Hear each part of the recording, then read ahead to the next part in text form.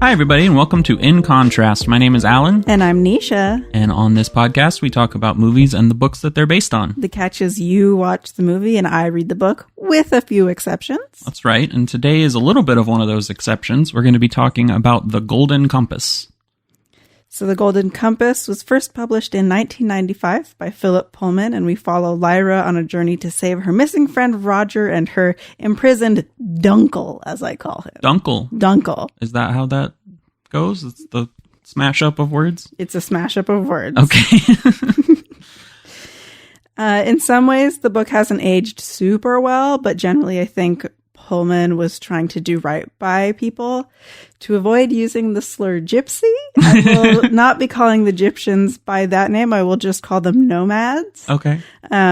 Just because I don't want to keep saying that word over and over again. I didn't know we were going to get into that right from the start, but that also, gave me a bit of a jump when I heard it the first time. Yeah, it's just one of those things that at the time, I don't think he meant anything by it. I think he really just meant nomads. And sure. So I'm just going to say that and give him the benefit of the doubt. It's especially funny, so obviously, like we said at the start, you read the book, I watched the screen adaptations, right? So for this particular one, I watched the 2007 movie version, as well as the more recent TV series. So that one covers the entirety of this is a trilogy of books. We're only going to be talking about the first one today. Yes. But so I had never read these books. This is something that you had from childhood, basically. Yeah, I read them when I was pretty young. They were pretty popular, pretty much right when we were coming into that age range of, young teenagers, right around our time of hitting, teenage years. So it was definitely on my radar, and I know a lot of people that did read it, but I never did. So going back to that particular thing, I first heard them just say the name of it, and I was like, oh, that sounds like a slur.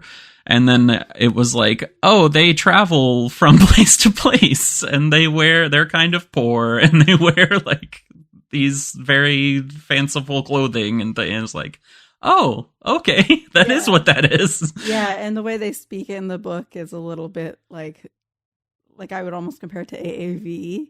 Oh, really? Yeah. Oh, that's interesting. Maybe not full on, but it has that kind of slangy and shortened words and stuff like that. I got the almost the idea that they were more like Irish or something. Yeah. I could believe that. Especially given the setting. This is set in the UK. Yeah. And that's also why I want to call them nomads, because I don't think they're necessarily Romani. That's true. No, they're clearly not. They're obviously, sort of set up to be like that type of person, but it's not culturally the same at all. Yeah, exactly. So that's why I just wanted to get that kind of disclaimer out there really early on, that we are aware of this and it is something we both took into consideration. So tell us a little bit more about kind of the series as a whole. The series as a whole. Obviously, we're not delving into the other two books. Some of it is going to bleed over just from the nature of the adaptations that I watched. So I did, again, stick to just the first season of the we should also say this whole trilogy is called His Dark Materials. That's how it's referred to. We're calling this The Golden Compass from our, U.S.-centric viewpoint, but the original title of the book was The Northern Lights. Mm-hmm. That is the original title of the first book, the one we're talking about. Yes. The next book is The Subtle Knife, and the last book is The Amber Spyglass. So the whole series was published from 1995 to 2000. Yeah. So this wasn't, the adaptations pretty much started getting underway pretty soon after the last book was published. Mm-hmm. There wasn't really much discussion about it, it seems like, before that. But I think sometime around 2002 is where Pullman was first, called upon to try to work on a screen adaptation. Yeah, and was he involved in the screen adaptations for these? He was. I didn't find as much detail about his place within the new series. I don't think I said the series started in 2019. Yeah, it's actually fairly recent. Mm-hmm, it's very recent. Honestly, I can't even believe it's been 5 years since that already. I remember when it was coming out. And then I think so there was definitely that one. And then the second season was 2020. And then I believe it wrapped up in 2021 or maybe two. Oh, wow. So yeah, very recent. Yeah, but we're just talking about the first season and the first book today. And Right. we probably will cover the whole series, but just not in one go. Yeah, that would be too much. Yeah. So I think that it was toyed around with several different titles. I think at one point it was just called The Golden Compasses, plural. Was it? I think it was actually later on they decided to go with the singular. It was like at first it was an accident, and then they ended up liking the title and thought it was more, accessible, and gave a little more detail. So I think that's why they went with it. Yeah, The Golden Compasses does come from Milton's Paradise Lost. The quote is, "He took the golden compasses prepared in God's eternal store to circumscribe the universe and all things and all created things." So that's where they actually got the golden compasses, I guess, and then they made it the golden compass. Right, and that's where he seemed to pull. Again, I'm not an expert on Paradise Lost or any of the, I know some of the deeper allegorical meanings of this story, but there's quite a lot to it. And there's even debate over which parts, actually tie in with certain things or not. But he has definitely said that Paradise Lost was a big inspiration for this story. Mm-hmm. That makes sense. And it conceptually really fits into what's going on in this story. Yeah, absolutely. All right, so let's just talk a little bit about what this world is. So it is a fantasy story, but it is heavily based on the real world. Correct. Yeah, it's kind of grounded in this alternate version of the world that we live in. Yeah, I think it's supposed to be like a parallel universe, in fact, but maybe that's a spoiler for future. Well, sure. books. I mean, ultimately, you find out that is an element of this story, right? Is that they're trying to, even from the beginning of the story, there's talk about, the research that's kind of kicking off this whole story is related to someone believing that there may be parallel universes. So, yeah. That's kind of built in right from the beginning. But yeah, so it really could be, and it seems like the kind of world that they enter into later on in the series might be actually our world, right? Yeah, absolutely. Yeah, and I think there's some interesting world crossing that we'll not get into too much, but no, it's not really found. Well, that's one thing I want to talk to you about in terms of the differences here. It's certainly not found in the original movie adaptation because there's just already way too much to pack into that. Yeah, it's a pretty hefty book. Yeah. My feeling is that the TV series starts to tease some pieces from the following books that are not found in the first book. Yeah. Just as kind of a narrative framing device. Okay. But yeah, we'll get into some of those details later. But that's just the feeling I get going into this. Yeah. Okay. Yeah. So let's talk a little bit more about kind of the book itself and its, kind of reception and its place in the world. Well, I heard the quote, "Atheism for kids." Yeah. This is a personal thing that you've heard, or this was something you found online? This is on the Wikipedia for the Northern Compass. It says that someone referred to it as atheism for kids, which is the funniest thing I've ever heard. But that's just to say that the reception was split, particularly among Christians. Right. That was the biggest pushback it had. And I also saw people saying that, like, what, we're talking about banning Harry Potter, but this Golden Compass is right here. And it's way more blasphemous. I didn't expect the kind of this level of religious iconography and commentary in this, because you're right. Like, growing up in that same age range, and I grew up in a Christian household and going to Christian schools and going to church. So, like, these were always things that were talked about. I mean, for a long time, I was not allowed to play Pokemon because it was satanic of some kind, and that's Yu-Gi-Oh, any of these things. That's while my brother and I were playing Pokemon and watching Dragon Ball Z. You had a very different upbringing with that. But I was fully immersed into, my parents believing some of these things, some of it not, somewhat enforcing it, not always. Obviously, I snuck it all anyway, but pretty much hearing about this every single Sunday at church about how this new thing was some satanic, trying to indoctrinate our children and stuff, But, surprisingly, this was never one of them. It was all centered around Harry Potter and witchcraft and this and that. And then this existed just to the side. I even remember, people bringing this book to our Christian school and no one saying anything. But there was some controversy when kids would bring Harry Potter books.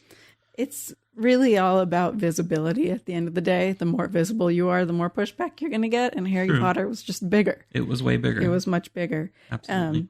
This book also, I would say that its use of religion is more about fighting back against authority. Mm-hmm. And religion is just a vessel for that. It's not ever, at least in my opinion, I didn't grow up, I grew up in an atheist family. So it's hard for me to necessarily say this through a Christian lens, but I didn't get the idea that it was saying religion is bad. It was talking about the authorities and the power they had.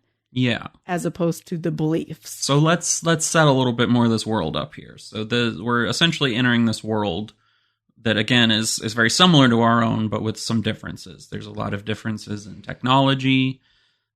Obviously, the biggest difference being that every human being has something called a demon. Yes. Which is like an animal companion, familiar, whatever you want to call it, that kind of represents the essence of their soul, essentially.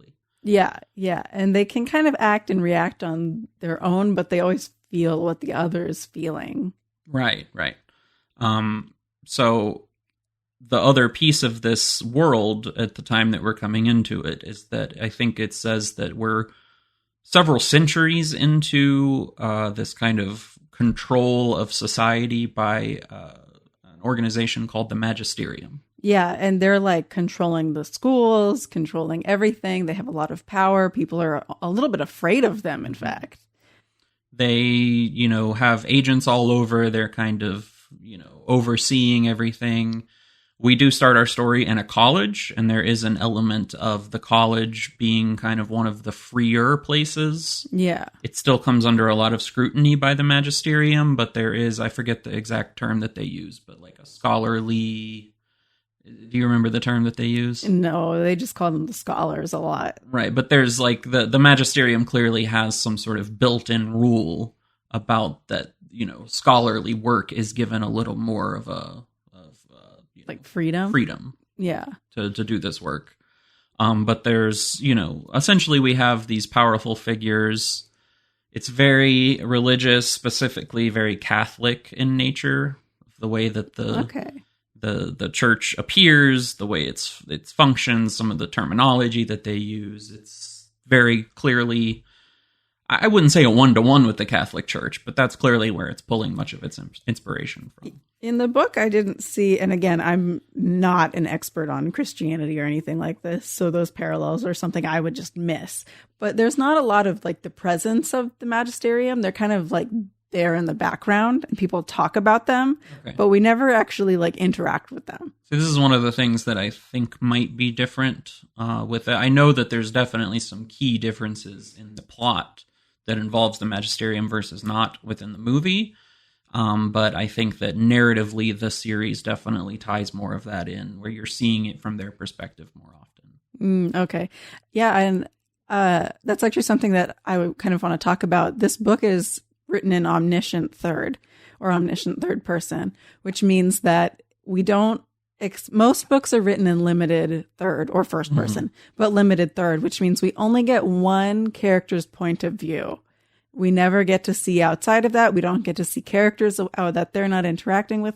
But this book is actually omniscient third, which means that you do see characters they're not interacting with. And it looked like, from the very brief and sporadic moments I saw of you watching it, that the movie took that and ran with it. Yeah. And or the show, I actually saw more of the show than the movie, but it said, okay, this is omniscient. We're going to, like most movies, be omniscient. Yeah. But the book is not always omniscient. So you don't always get to see what Mrs. Coulter is doing or whatever. But there are moments where you see things that are not in Lyra's view.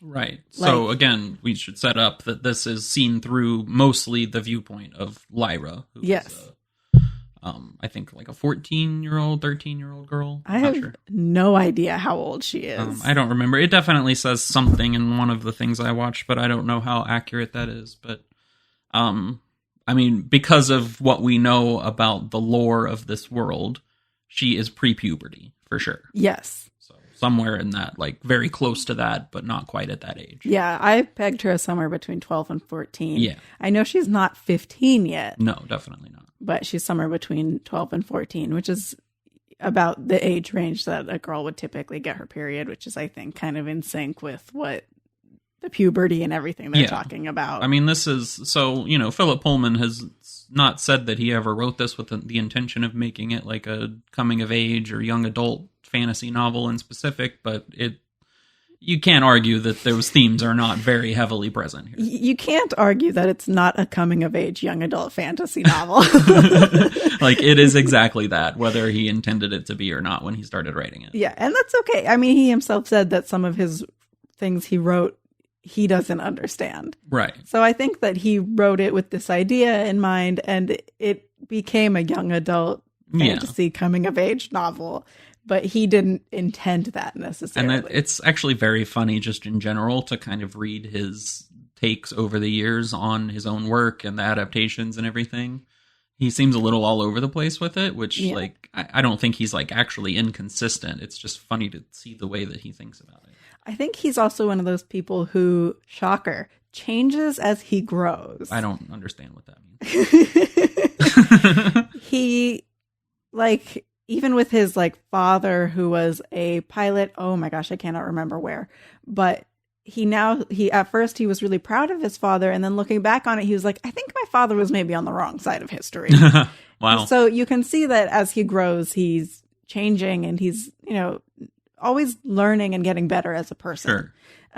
So I wouldn't be surprised if his opinions changed on things, because it seems like he's the kind of person whose opinions change, and he's okay with that. He's okay growing. That's interesting. And he's okay admitting it.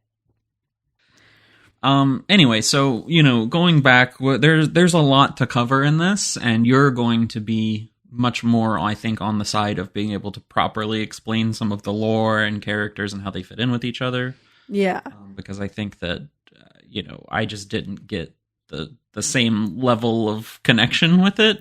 One, because it's been part of your life for longer. And two, there's a surprising amount of lore here. There's like a big amount of world building and thematical stuff that's pretty hefty. And so it doesn't always completely come across in things like a TV show or a movie, especially. Yeah. And like in books, you get internal thoughts and stuff like that a lot more. We'll have to see how much we can dive into it, because it is a hefty book, and we're going to try to get through the whole thing. Yeah, I mean, we don't have to hit on like a ton of things, but some of the themes of this book are the most interesting thing about it. Yeah. It certainly, it definitely struck me as feeling different from a lot of similar young adult stuff. Okay. Like, I feel like it treats its young adult audience. Again, this might be what he meant by he didn't really intend it to be specifically for that audience, but I feel like it treats its readers, or in this case, viewers, with just a little bit more respect. Like, it expects some intelligence out of its consumer. He did also say, in response to some of the backlash, and people did call for burning of his book, by the way.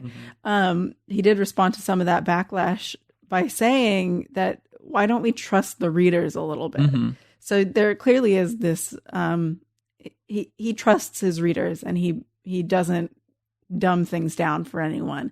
It's written, pretty adult by language means, not necessarily in content, but also in content. Some of it gets quite violent. Yeah, it gets a little heavy. Yeah, it definitely does. It gets dark. It deals with a lot of interesting themes, a lot of emotions. It's not, getting into anything that I would call, I mean, I don't even know what word to use, like inappropriate for that age range, but at the same time, it's treating young adults as thinking people, right? Yes. So I think it helps that it is showing it from that viewpoint of a younger girl. Yeah. But someone who is very smart and very built into the story, through various reasonings. Yeah. But it's, it's allowing her to be able to see some darker things and try to come to terms with those based on her age and what she knows. Yeah. And I mean, including that, the book even deals with things like sexism. Yeah. And how women aren't scholars, really. Yeah. And if they are scholars, it's kind of like this fluffy little thing. And that's something that Mrs. Coulter uses to her advantage towards the beginning, at least in the TV show. Yeah, it's the same in the book. Yeah, she kind of uses that to endear herself to Lyra and to, kind of point out that they're a team against this greater, patriarchal society. Yeah. Before we get too deep into any of this stuff, I want to ask you how the CGI was. Because this is the story that has talking animals. Yes. And I mean, just for me personally, I always feel like I'm going to appreciate that more on a page than on a screen. Yeah. You get to let your imagination run wild instead of a computer showing it to you. Yeah, and you can kind of blur the things that don't make sense. Right, sure. The CGI isn't bad, but it's just, I'm always going to view something that relies that heavily on CGI in more of a negative light. Mm-hmm. It's like if you compare it to like Lord of the Rings versus the Hobbit movies, there's many reasons why the Lord of the Rings is better, but the Hobbit is sometimes painful to watch because it's all CGI. Yeah. It's like there has to be sort of like a mix of practical effects, and I would say that both the movie and the show version of this rely a little too much on CGI. I don't know how practical you could get with a fantasy book that involves talking animals. Yeah. I will say that certainly the 2007 film has not aged super gracefully. It's not bad, but for how much money it cost. It was expensive. Very expensive movie. How did it do in the box office? So the budget was about $180 million. It is still to date one of New Line's most expensive movies they ever made. Well, yeah, okay. It did very poorly domestically. The U.S. market, I think it only got about $60 million. Oof. But it made something like $350 million internationally. Oh. It far surpassed expectations internationally, which is fascinating. But unfortunately, studios don't always care about that. They're more interested in the domestic market. So they did make their money back. But I think it just kind of showed them that the U.S. market wasn't as interested as they hoped. And so that's why no sequels ever came about. I wonder if the U.S. market can also be a bit of a tell for how well the sequel will do. Certainly can be. Yeah. I mean, I think that it caught them off guard, that it severely underperformed where they thought it would do well and then overperformed elsewhere. So I think it made them lose sight of what even worked or didn't work. And they never made a sequel. No. Yeah. It was talked about for a little while, but they never made it. Yeah. So the movies end about the same place that book one ends, I'm guessing, which we'll figure out. The ending is actually quite different. Oh, is it? Yeah, okay, we'll get there, but it is quite different. All right. Well, we're talking about the story. Why don't we dive into it? Yeah, let's get into it. So the book opens with Lyra sneaking around with Pan, who I'm going to call Pan because I have no idea how to pronounce his full name. It's like Panamonium or something, isn't it? No, it's not Panamanium? No, it's not. Something? It's like Pantalaimon or something. Oh, I have yeah. no idea. Right. I'm just going to call him Pan. Both of the adaptations also they call him by his full name once and then only refer to him as Pan from there on out. The book uses his full Christian name. His God-given name? His atheism given name? They use his full name a lot, actually. But Lyra's sneaking around and she goes into the retiring room. Where is she sneaking around? Oh, we don't even know where this is happening. I'm sorry. We're in Jordan College in Oxford. Yes. We're following Lyra sneaking around the college, and she goes into what is called the retiring room, I think. We see the master poison some wine, a Tokay. Tokay. Is that how it's pronounced? That's the name of the wine? It's a real type of wine, apparently. I have no idea.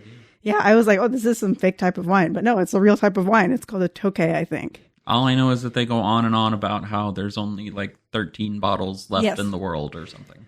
Yes, exactly. Rare. So they poison this, and it's wine that's to be served to her Dunkel. She's able to... Lord Asriel. Lord Asriel, yes. She's able to intervene in time right when he's about to... Right, so she's sneaking around and she sees this happen. Yes, she's hiding in the retiring room when she sees the master poison the wine. Now, is Lord Asriel just returning from a trip? Yes. At this point? He's just returning from being up north. Right. And he arrives a little bit late, so he goes straight to the retiring room where Lyra is hiding in a closet. Yeah, so right away we're getting this idea that she's, kind of a mischievous girl, just kind of running around this college that she's grown up in. Yeah, exactly. She's able to intervene before her uncle drinks the wine. I think he's about to pour himself a glass, and she runs out and she's like, "No, don't drink that." Smashes it out of his hand. She explains that it's poisoned, and he's able to tells her, "Okay, you can stay, but you have to hide." He's able to make it seem like the porter with his bags actually knocks the wine over. And then she stays in there, and that's when she discovers dust, because everyone comes back. They're all talking about this thing. They're talking about dust, which she doesn't really know what it is. Right. So this is essentially, Lord Asriel has been gone to the north. He's been on a research project we don't know anything about yet. Yes. And then he's essentially coming straight in to give like a briefing to the scholars of the college. Yes. Does he bring a head and an ice cube? He does in the show.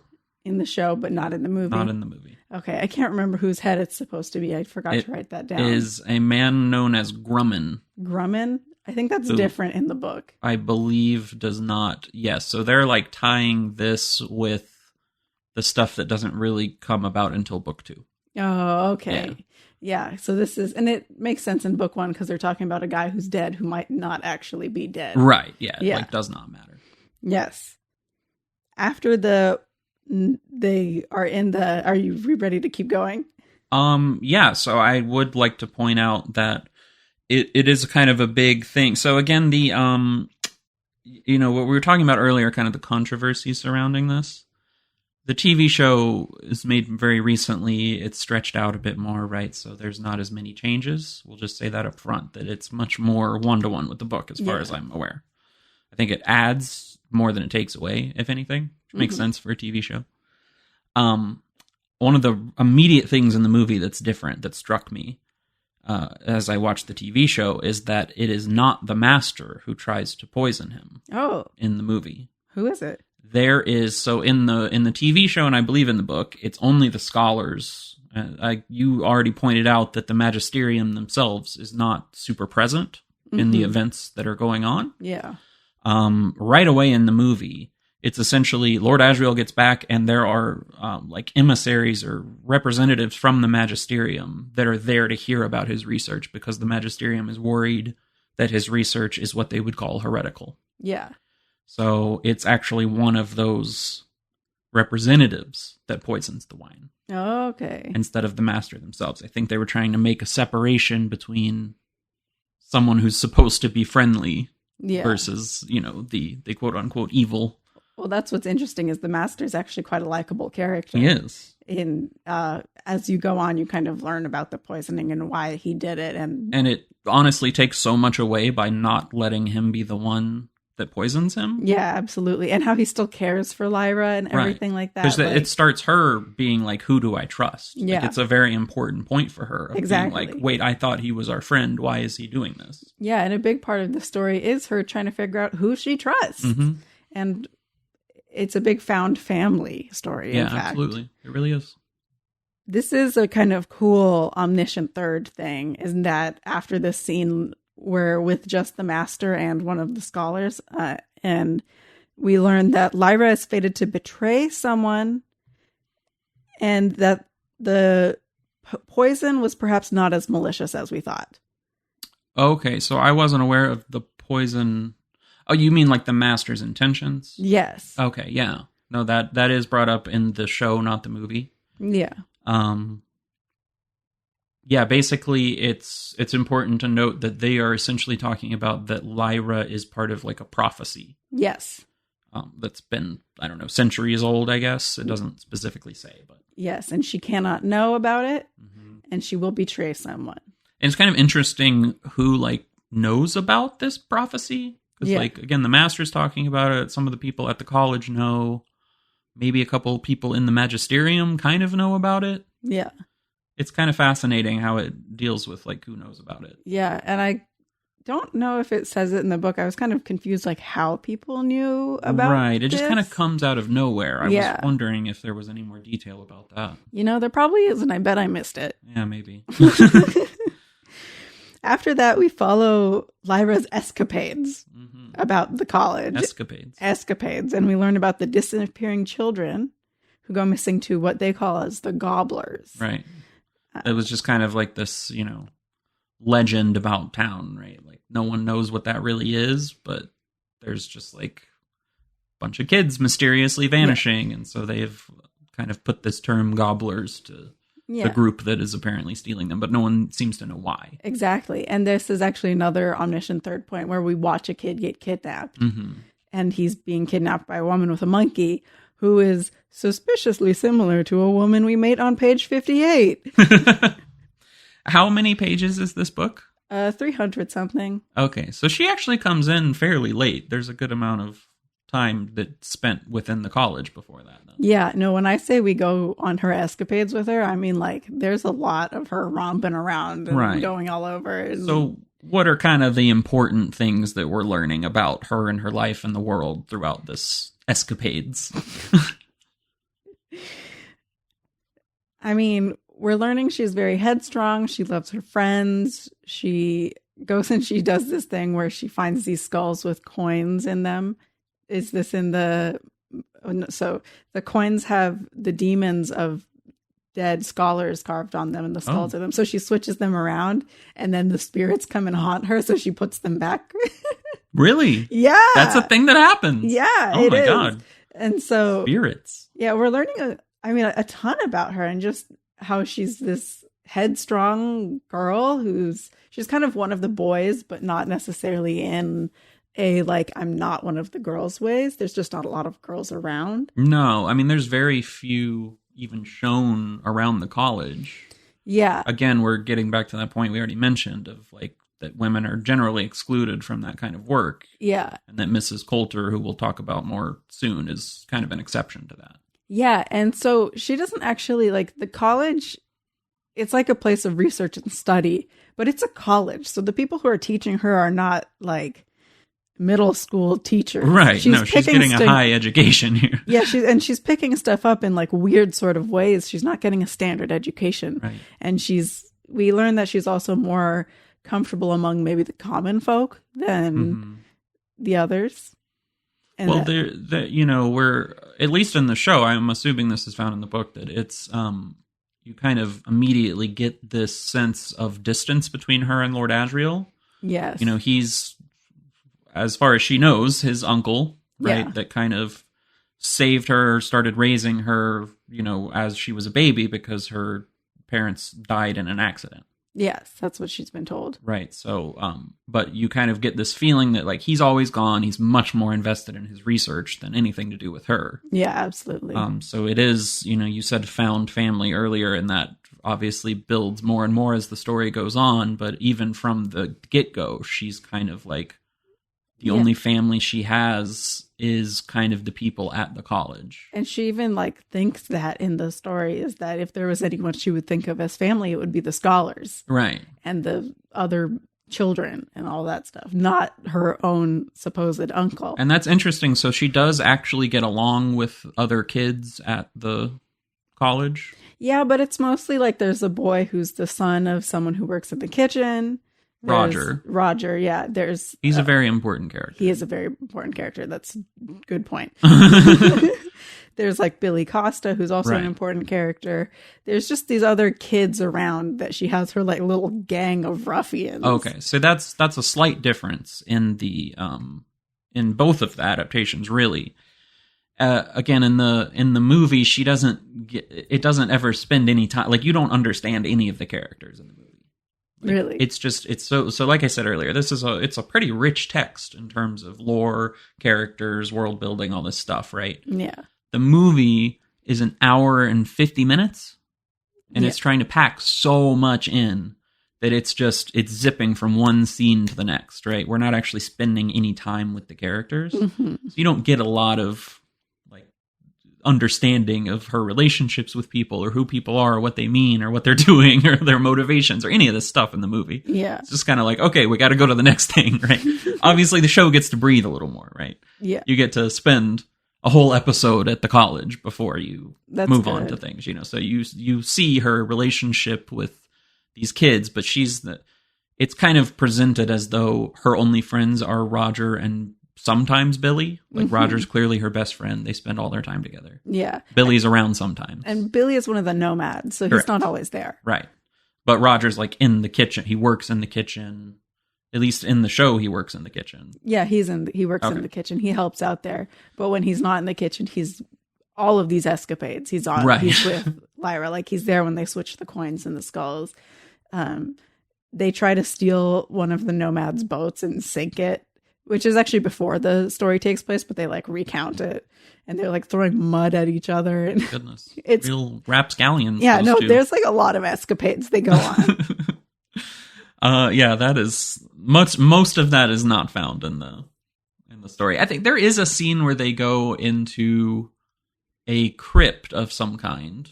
Okay. And they're like talking, but there's no like spirits that show up or anything like that. It's really just a scene to show like kind of the brave nature of Lyra. Yeah. And slightly more hesitant nature of Roger. They don't show the scene with them getting drunk, do they? No. Because they also drink all this wine and get like horribly ill and are like vomiting. It's like, I'm telling you that there's like a lot of escapades that they go on. Is it too much? No. Okay. It's not. I think it's great. You feel like it builds character well. Yeah, and I think it's fun and it really shows her life beforehand for a hefty book and it establishes her relationship with Roger and we're learning about demons and we're getting world building. So it works really well. It's just hard to summarize. Right. Of course. Well, and again, none of those points really matter. Exactly. We're just talking about like generally what happens. But the points being Roger's important, her best friend, right? Yeah. There's but she doesn't have an actual family. And her relationship with Lord Asriel, like that's what we're getting out of this, right? Yeah, all she knows about her family is Lord Asriel, and she thinks he's his uncle. Right. And then, of course, like the most important thing also is the relationship with demons, right? So we should probably talk a little bit more about that. So we've already said that they're like an animal companion that kind of is a physical manifestation of the human soul. Yeah, exactly. That's exactly how I was going to put it. Right. They are only able to go a certain distance from each other. Which is very important. It is very important. And they're like, I don't know how far I want to get into this because there's more about this later on in the book, but basically they need one another to survive. Right. I'm very curious how the book goes about, like this is obviously a larger talking point. We could wait until we delve further into the plot. But I'm very curious how the book shows the relationship between humans and demons, like how it demonstrates it.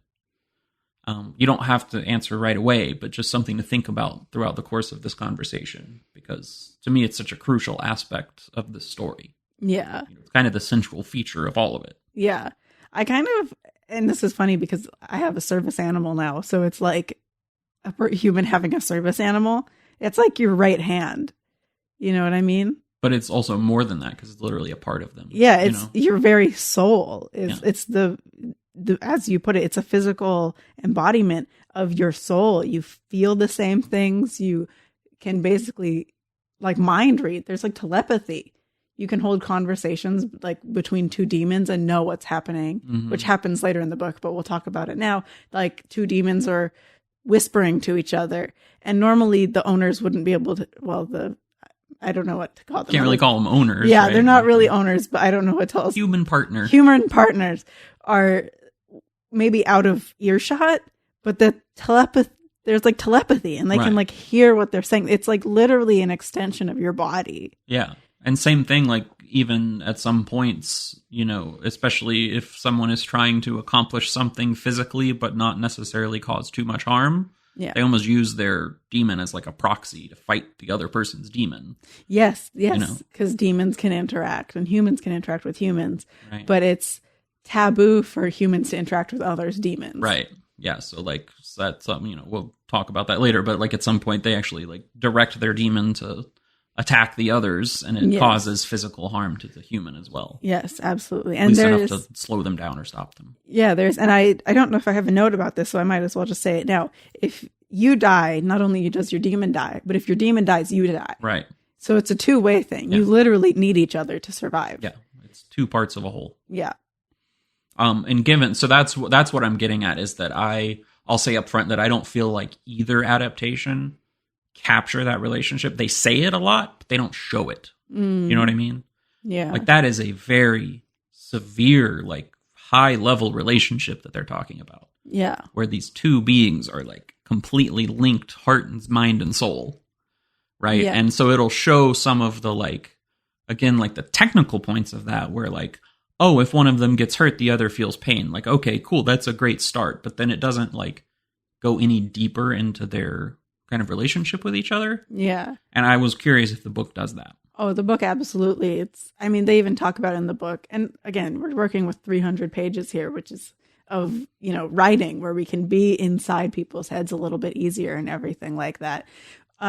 It does show that a little bit better. And there are great scenes where Lyra thinks about being alone and how she's never really alone. Mm-hmm. And in those moments, Pan will come out, or we're reminded that Pan is always with her. And you really do, as the book goes on, never feel like she's alone because Pan is always there. Right.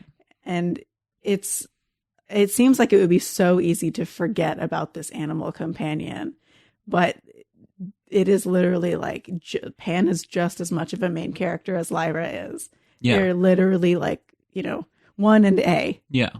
Right. And so like, again, because the movie's trying to pack so much in, it almost completely does away with all that.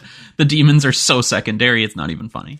And the demons just can't be secondary because that's basically what the entire book is about. I'm saying it completely defeats the purpose of the whole thing. That's really disappointing. The series is better about it, but I think that's only because it has more time. But like and it was like the first episode or two, I was like, oh, this one it gets it. Like this understands the importance of that relationship. And then it just starts to slowly fade away as it goes on. Because there's more and more happening, and so they just go further and further to the side. It's such a cool thing, too, to see, like Mrs. Coulter will be, like, trying to be calm, and her monkey is, like, chittering and, like, all anxious and stuff. And it's super cool to see how, like, these things also reveal how people are actually feeling. Yeah. And, like, other people are, like, picking up on that. Or there are moments where Lyra's acting different, so Pan has to act different. Mm-hmm. He has to fit in with what kind of person she is. It's like they're literally like so intertwined. Mm-hmm. Yeah. Anyway, yeah, just if there's any particular points you think of as we go through the story that you feel like that's really shown, I'd be very curious to hear it. Yeah. I mean, a big one would be like Mrs. Coulter and her monkey chittering and giving away that she's anxious. Right. When she appears to be calm. Yeah. Or early on, Lord Asriel is like sitting in a chair and he has a leopard. Yeah. It's as cool as hell. It's super cool. And his leopard is just this like calm image of strength. Mm-hmm. And I think also the animals that have been chosen have been purposefully chosen. Okay. Not by the person, but by Phillip Pullman. Oh, sure. Like, okay. Lord Asriel has a leopard because he is this cool, calm, collected guy, but he's so strong and he commands the room. Yeah. And it's the same with Lyra, depending on like what she needs and what's going on. And like sometimes Pan is a mouse and maybe she's feeling a little bit smaller or maybe she's hiding something. Like these animals are deliberately chosen to represent something about that person by the author. And also, getting into the technicalities of the lore here, it's important to note that a person's demon can change form when they're a child. Yes. As soon as they hit that mark of puberty, the demon enters its final form. It's almost treated. There's even like a scene with the Nomad group. I think it's Billy's brother. I forget whose it is, but someone's demon enters their final form, and they almost have like a celebration about it. Like it's a coming of age marker, essentially. That's really cool. That's not in the book. Okay. I think that's a really cool thing to show, though. Yeah. But they obviously talk about it so much in the book. I guess you don't necessarily have to show it in the book. Sure. But it is an important point to the greater story about an adult having a fixed demon. Yes. Versus a kid not. There is an actual reason for that. Yeah. That comes about towards the end of the book. Yeah, absolutely. And Phillip Pullman also makes the most of these kids not having a fixed demon, where like there are fights going on and the demons are changing rapidly to confuse their captor or the other demon and things like that. It's really quite useful. Like there's even some like sneaking portions, where Pan will be like crawling around and then he'll flit away as a bird and then he'll come back as something else. It's like it really gives him the opportunity to do a lot of different things. Yeah, in the beginning of the book, he's a moth. Yeah. And so he's flying around trying to keep watch, going out of doors, coming in, being this tiny little moth, watching things and whispering to her. Yeah, but then it's, there's a lot of discussion throughout about kind of the meaning of what the demons are. Like you're obviously saying that Pullman had some sort of idea there with, they symbolize something about the person. Mm-hmm. I definitely think there's something to that. I know that Lyra has a discussion with someone where, they kind of talk about that some people are maybe somewhat disappointed in what their demons end up turning into, Yeah, there's a great scene. I'm just going to talk about these. There's a great scene where she's on a boat. Right. And they talk about a ship captain whose demon becomes a fish. Oh, okay. Or a dolphin or something like that. And so he can never go on land. Right. He's stuck on boats all the time. Which is crazy. Yeah. And there's most of the ship captain she's talking to, it's a seagull. Oh, right. Which is great. But so it's things like that happen too, where the demon becomes like literally affects their whole life. Right. Because it wants to be, or it becomes a sea creature. It's a really interesting concept. Yeah. It's quite cool. Plugging right along. Yes. Mrs. Coulter shows up. Mrs. Coulter shows up at the college, and Lyra gets to meet her, and she is enthralled by this woman and her monkey with this like silky golden coat. Which there is a lot of attention paid, at least a lot of attention brought to the fact that her demon is this golden monkey. Yeah. I don't know if there's some greater like meaning behind that or something, or just the fact that it's like a very unique demon to have, but a lot of people comment on it throughout the story. Yeah, I feel like people don't comment on it in the book, but the way it's talked about is clearly very special. Right. And I don't know why either. Okay. I feel like there's something there. There's a reason why it's a monkey, and I don't know why or why it's so special.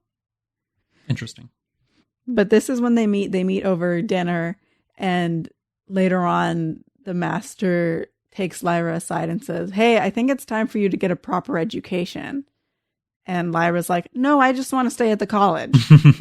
And then the master says, "Okay, but what if you get a proper education from Mrs. Coulter?" And Lyra's like, "Oh, hell yeah. Right. I'll do that." Yeah, they kind of meet at this dinner, and again, they form a very quick bond. Yeah. Mrs. Coulter is doing research in the North, which Lyra's already fascinated by because of learning about the dust. I should mention also, when she first learns about the dust, they talk about how there's a parallel universe. Yes. And they can see the outline of it. So she already knows a little bit about how there's like a parallel universe and then dust is a thing, but it doesn't affect children. We did kind of skip over that, but that's what Lord Asriel came back that he discovered. He found he was able to take a picture or found a picture. He takes the picture. Right. He finds what he thinks is evidence of this dust, capital D dust. Yes. Which is something that no one else has seemed to have heard of. But it's, Lord Asriel finds that it is tied somehow to the Northern Lights, the Aurora Borealis. Which are a huge part of the story. Absolutely huge. In fact, I have to figure, I'm curious how Pullman describes or talks about the Northern Lights throughout the book, because I feel like this whole thing had to stem from like a fascination with that phenomenon. Yeah, I mean, he describes them in every way possible, from the noise, because they do make a noise, to the wash of colors, to that lighting up the world, to when it like goes out and all. There's just endless ways he describes it, but he describes it so vividly and in so much detail. It's a huge part of the story. It's very cool. So she meets Mrs. Coulter, who obviously becomes a very, very important character. She is played by Nicole Kidman in the film, which, interestingly enough, Phillip Pullman was like, that was like his one thing. It's like, it has to be Nicole Kidman. That's interesting. It is very interesting. I can see Nicole Kidman being the right person to do that, though. She was clearly not given the chance to do it properly because of the state of the movie. Yeah. But obviously she's just fantastic, right? So there's, the biggest notable difference being that she is very blonde, and Mrs. Coulter is described as not blonde at all. Yeah. Actually, I noticed Lyra in the show has brown hair, doesn't she? Yes, she does. In the movie, what color is her hair? Brown. She's blonde in the books. Really? Yeah. And it's actually a point where she's hiding, where she's wearing a hood because she's blonde. Yeah, that's interesting. That was also like a very mild form of controversy when the film was announced and all the casting was announced. That's always what happens, of course. But I really think we have to be okay with some differences in what characters look like in the book and what they look like in movies and all. And there is a point where it matters that she's blonde in the book because she's hiding with the nomads and none of them are blonde. Right. So she's wearing a hood everywhere. But it's not like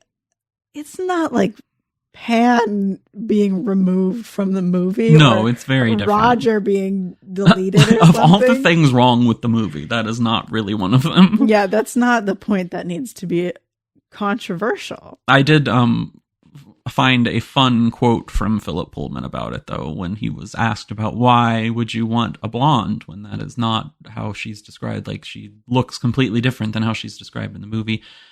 Or in the book, and he said that I was clearly wrong. Sometimes you're wrong about your characters. She's a blonde. She has to be. I thought you might get a kick out of that as a writer. I do love that. And I mean, again, it's one of those things where like Nicole Kidman is just the right person to play Mrs. Coulter. Yeah. And yeah, they could have dyed her hair, but also like, who cares? Her hair, there are stories where hair color matters. This is not a story where hair color really matters. There's one scene where it matters in the book, and I'm guessing that scene's not in anything else, and that's fine. I don't think so. I wouldn't know what you're referring to. Yeah, but she's played by Ruth Wilson in the series. Lyra? Yeah. No. Mrs. Coulter. In the series. And she does a phenomenal job. Okay. I think she's a bit more, physically what is expected, but it doesn't matter. But she's just able to do much more with the role, I think. Again, I don't think that comes down on Kidman. It's just the nature of a film versus a, 8-hour TV show. Yeah, they had to probably cut a lot more for a film than they thought they did or than they did. Yeah, of course. So, moving along, she agrees to go be Mrs. Coulter's assistant. Yes. Again, she's being encouraged by like the master of the college. And it's also worth noting that Lord Asriel has already left again on another research expedition. Yeah, he leaves immediately after he's there for like 2 days or 1 day or something. He's not even there for a day in the book. He's like, hey guys, here are these slides. I go, okay, bye. Yeah. Does he like show any sort of concern or like, why is he in such a hurry? Is that brought up at all? Not really. It's just that he's going back to the north to study. Okay. Because in the show, he has kind of a sense of urgency about it. Yeah. Which I don't. It's hard to say because in the show in the movie he's portrayed by Daniel Craig and is essentially a nothing character. Oh. Yeah. Like there's a little bit of it, but again, it's just like as with any of them, none of them are fleshed out characters. In the show, he's portrayed by James McAvoy, who is a phenomenal actor, but he's very intense. Yeah. And I think that's on purpose. He is an intense guy, but it shows more toward the end, I would say, how intense he is. But even when he does like meet up with Lyra on her own and he's like, tell me about your studies, tell me all this stuff. And he's like grilling her. Mm-hmm. He like... It comes like later on, you learn the reality of why he acts the way he does. Mm-hmm. But in the show, it definitely comes across as like either an urgency of something that Lyra doesn't understand or just a complete disinterest in her. Yeah. I think she gets the whole disinterest thing, and she's like, he comes by, he's pretty cool. He's all right. Right. But she's not like enthralled by him or anything like that. I think she thinks his studies are cool. I think that's part of why she's sneaking around, is because her uncle is coming. Right. But she didn't intend to be in the room when Sure. all this was happening. Yeah. And nor did he intend her to be. But No. So Lyra finds out she's going to stay with Mrs. Coulter, and the master gives her the alethiometer. Alethiometer. I read over that word and I would just glaze over every time I saw it. So I just call it the golden compass in all of my notes. He tells her to keep it secret. There's one more thing he's going to tell her about Lord Asriel, but he's cut off. Okay. And so he tells her to head off, and she's very excited to go live with Mrs. Coulter. Yes. So she's basically promised that she'll get to go help her with her research in the north, but they're going to go stay in London for a little bit first. Yep. And then she'll get to meet some of the, people within that research scene and the magisterium and all this stuff. Yeah. But yeah, so this alethiometer is the titular golden compass, right? And so these are, they talk about it pretty early on, that there were 6 of them, something like that. 6, I think, yeah. Somewhere in there. And that all of them are in the control of the magisterium, except for one. Mm-hmm. And that is the one that has sort of secretly been hidden at the college by Lord Asriel. Yeah, Lord Asriel took to the college. Yes. And so again, the master gives her this, tells her that this is an alethiometer and it will always tell the truth, basically. That's its function. Yeah. But she has to figure out how to read it on her own. Right. This is considered, like people know about these, but obviously no one studies them really because they're all under the control of the magisterium. So there are a couple people within the magisterium that know how to use them. But essentially the idea is that it's like a whole other language on its own to be able to use one of these things. Yeah. And so most people have to consult like stacks of books and match things with this and learn this whole language essentially. Yeah. So to be able to use it. It's very difficult to use. And yes. Lyra can tell from like the get-go that it's difficult to use, and she's like, oh shit. Right. So how is it described in the book? I know that I've seen like the kind of cover art that depicts the golden compass, the alethiometer. It comes in this like velvet cloth, this black velvet cloth, and it's this basically looks like a golden compass, but inside there are 4 hands, mm-hmm. and you use the 3 hands of different lengths to ask your question, and then you watch the 4th go to all these different pictures. There's like 24 pictures or something. I'm not sure how many, but yeah, something like that. But there's a bunch of these pictures, and this one hand will go to each one, and there's different levels for what they mean. Mm-hmm. And like this is the 12th level, so it means this. It's like very clearly very complicated, but it has like all these the little definition pictures. Of esoteric. Yeah, exactly. And it has like an elephant, an anchor, a gecko, all these different things. Yeah, all sorts of stuff. They don't even list everything that's around it's just not important. Yeah, there's just way too much. So yeah, she's given this, basically told that Lord Asriel would want her to have it, mm-hmm. and even sort of insinuated, or at least she seems to believe that she will need to take it to him at some point. Yeah.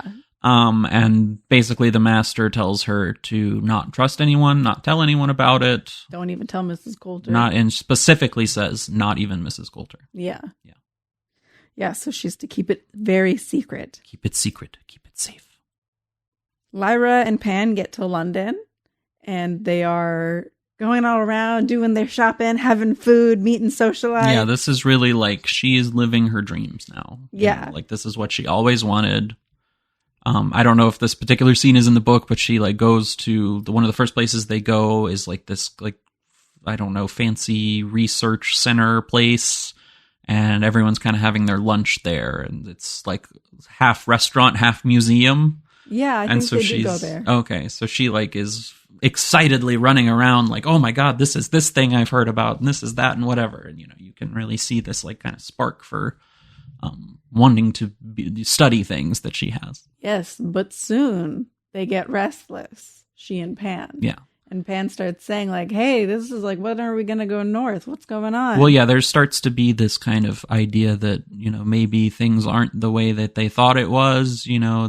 She starts to feel like a little let on about this whole thing. Yeah, they basically say that she feels like she's an accessory. Right. And that's when Mrs. Coulter throws a cocktail party. Mm-hmm. And Lyra learns the truth about the gobblers, the General Oblation Board. Correct. I just wrote gobblers in my notes. And she namely learns that Mrs. Coulter is one of the gobblers and that her uncle has been captured. Uncle Lord Osriel, Dunkel. Mm-hmm. Yes, of course, the Dunkel. So she steals an opportunity during the cocktail party. She meets a bunch of people at the cocktail party, but she steals an opportunity at the cocktail party. Oh, actually, more importantly, she's talking to Mrs. Coulter and she notices the monkey's not there. Right. And then she realizes the monkey is searching her room and that the monkey must have found the alethiometer.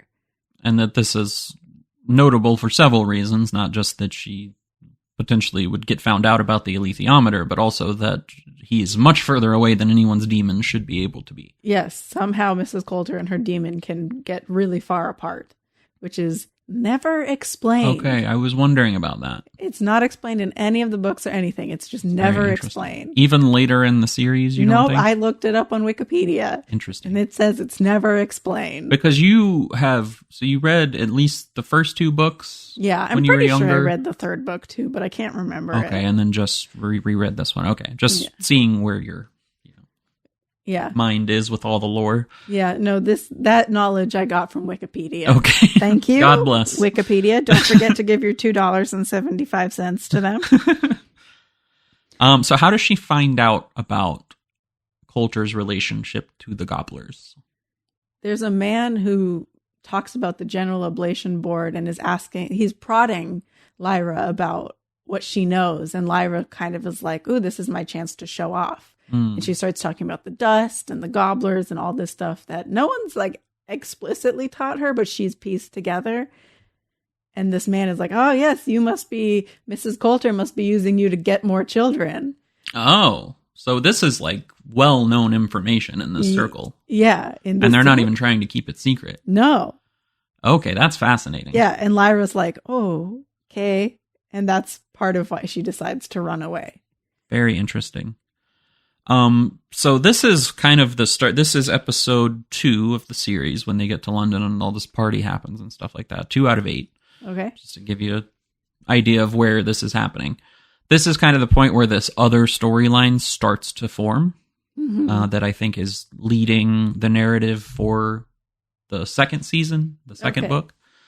So there is a character that's introduced around this time called Lord Carlo Boreal. Is he found at all in the first book? I don't recognize the name. It's possible he was there, but if anything, he's only mentioned once, I think. Okay, so he's kind of this, secret agent for the Magisterium or something. He seems to kind of be, working with their interests in mind, but also, completely left to his own devices. Anyway, he's researching or looking into a man that supposedly came from one of these other worlds, because the Magisterium knows about this, right? Oh yeah, that's not in this at all. So they start tying this in from episode 2. Wow. And essentially what happens is that, again, I'm not going to go into all the differences that his storyline creates throughout this first season, but just to show you kind of what happens. So the way she finds out about this whole gobbler relation is that there is a journalist that comes to the cocktail party. Yeah, there's the journalist. Okay, and she pulls her away and tells her this relationship. And then this man, Carlo, ends up following her out when she's removed from the party and kills her demon, which kills her. Oh, wow. Yeah, so it's just it's the first kind of essence of the violent nature that people are willing to go to protect some of these secrets. Yeah. That's brought up, and that's the only reason why I bring up this difference, is that it's somewhat crucial in showing that kind of the level of what's going on. Mm-hmm. But then again, this whole storyline forms after that's unrelated to that particular incident. Oh, okay. Wow. Yeah, that's absolutely not in the books. There's the journalist, and she gets kicked out, but that's it. Okay, but she's the one that, up to this point, And this is the interesting thing is that you, I think, mentioned that Pan starts to question some of this stuff. Yeah. And Lyra isn't necessarily doing that. Is that No. the case in the book too? Yeah. Okay, because that's the same. She's like in this fantasy land, like living her dream, right? Mm-hmm. Up to this point, and then Pan is the one that starts to be like, something feels wrong. Yeah. You know, and it's not until she meets that journalist in the TV show that she starts to, you know, the cracks start to show. Yeah. In the movie, it's completely different. There's no cocktail party. None of this happens. Oh. It's literally just like Mrs. Coulter starts being really mean to her. Mrs. Coulter is mean to her. Yeah, she does start to do that. Absolutely. But she like becomes very controlling. Like the time frame in the film of her being like under the spell of Mrs. Coulter to her realizing that she is like evil is about 5 minutes. Oh, wow. Which I think takes away a lot from that relationship because you almost need her to have this like very nice relationship with her for at least a short amount of time. Yeah, because in the book, Pan starts having these doubts, and then Lyra wants to keep the lithiometer on her. Mrs. Coulter doesn't know, but in a bag. And so Lyra's like, oh, this bag won't be in the way during the cocktail party. And the monkey attacks Pan. Right. And it's quite a like jarring scene. You're like, oh my gosh, wow. So Mrs. Coulter's bad. Yeah. She's a bad egg. When Lyra runs away, she is almost kidnapped again. Oh, I forgot about something that's somewhat important. Is what happens with her just before they leave for London. Because in the show, what happens is that Lyra is still like just this much hesitant about going with Mrs. Coulter. Oh, yes. And she asks if Roger can come. Yes. And then suddenly the night of, Roger can't be found. Yeah, it's similar. Roger's already missing by then. I can't believe I completely forgot to write that in my really notes. important point, yeah. Roger goes missing, and also Billy Costa goes missing. Right, so that was like Roger. the big thing that like her and Roger are talking about this, where they like that's when you first hear about the gobblers as this kind of legend is when Billy Costa goes missing. Yeah, exactly. So Billy Costa goes missing. The kids look everywhere for Billy Costa, but can't find him. And while they're looking, it turns out Roger has gone missing. Right. And Lyra is kind of always in the back of her mind, but then she meets Mrs. Coulter, gets distracted, and then she thinks it's the gobblers. She thinks that he's been taken to the north. And she's like, I'm going to go find Roger. Right. That's basically fueling all of her decisions from here on out. Is I'm going to find Roger. Right. I mean, it's a mix of, you know, her wanting to go to the north, wanting to find Roger, wanting to know what's going on with Asriel because she's clearly expressed interest in wanting to go do his research projects with him. Yes. You know, all this stuff. So there's a lot that's driving her that way, right? Yeah. So after the party, when she runs away, she's almost kidnapped again, but the Costa family saves her, notably Billy Costa's older brother. Right. Lyra lives with the Costas for a bit. They hide her from searches. And eventually they make it to John Fa, the lord of the nomads for this region, and they meet Farder Coriam in an absolute act of info dump. We learn that Lord Asriel is actually Lyra's father, and Mrs. Coulter is her mother. So they just dump all that right on you. Oh my gosh. It is like the biggest info dump ever. And they're like, yeah, so he's your father and she's your mother and she was banned from seeing you. And it's like, oh my gosh, this is the biggest info dump in this whole book. That seems kind of like a lame way to do it. It is a little bit of a lame way to do it. Yeah, it's spaced out a little bit more in the TV show. So she doesn't find out the truth about her parents until like the end of the movie. Oh, really? It's like kind of like the big reveal, which is good and bad.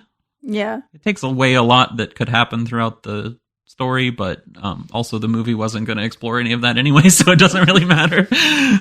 But this is roughly the same time where she at least finds out about Asriel. Yeah. Yeah, so it's not really like an info dump in the story. It's more just like she eventually gets it out of Ma Costa. Okay. Ma Costa, knows too. Right. So she was like, I don't know, they say that she was like the nurse that helped deliver her or something. So she is like the nanny who cared for her for the first part of her life. Okay. So she's like a very important person in her life. But yeah, she's essentially the one that like Lyra just keeps getting upset that no one will tell her anything. She keeps asking all these questions. Everyone's like, oh, you don't need to know the truth, or like, you're too young, or don't worry about this stuff. And so finally she just like loses it. And Ma Costa finally lets it slip that Osriel is her father. Oh man, no, they're like, let me sit you down and tell you the history of everything. Lyra doesn't have to fight for it or anything like that. After the info dump, Farder Coram wants to see the alethiometer. Mm-hmm. And she's like, yeah, here, let me show it to you, even though I was told to keep it secret. Right, which is just fascinating. Yeah. In the show, at least, so in the movie, he is like, again, a nothing character. Like, it's so disappointing. Oh. And like retroactively, I was even more disappointed because I love his character so much in the show. He's really cool. Yeah.